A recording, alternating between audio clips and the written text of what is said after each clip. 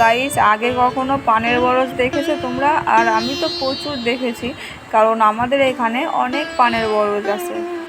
আর এই যে যেটি পানের বরজ দেখছো, এটি একদমই নতুন, সবে সবে গাছটা লাগিয়েছে। এই দেখো, কয়েকদিন হলো গাছ লাগিয়েছে। অনেকেই হয়তো নতুন দেখছো পানের বরজ, কিন্তু পানের বরজ এরকমই হয়, আর চারি সাইডে আটকানো থাকে। তোমরা দেখতে পাচ্ছ যে আটকানোই আছে চারি সাইডে, আর ওপর দিয়েও আটকানো থাকে পানের বরজ, কারণ রোদ্দুর পড়লে পান গাছ ভালো হয় না। আবার খুব একটা যে ছায়াতেও পান গাছ ভালো হয় সেটাও না, অল্প রোদ্দুর অল্প ছায়া, এর মাঝখানেই পানের বরজ ভালো হয়। এই পান গাছগুলি আস্তে আস্তে বড় হবে, আবার যে খুব একটা বড় হয় পান গাছ সেটাও না, তবে বড় হয় অনেকটাই।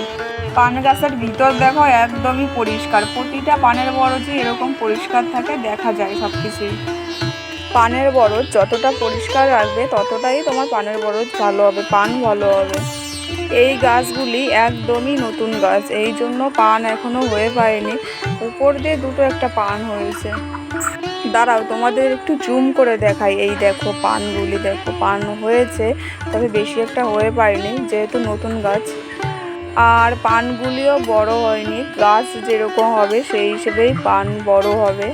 গাছ তো এখনো ছোট, এই জন্যই পানগুলিও ছোট, খুব একটা ছোটও না, পানগুলি মিডিয়াম বলতে পারো। তোমাদের কাদের কাদের বাড়িতে পানের বরজ আছে, আর কে কে এই পানের বরজ নতুন দেখলে অবশ্যই কমেন্ট করে জানিও। আর ভিডিওটি কেমন লাগলো অবশ্যই কমেন্ট করে জানিও। এখনকার মতে টাটা, বাই বাই, দেখা হচ্ছে নেক্সট ভিডিওতে।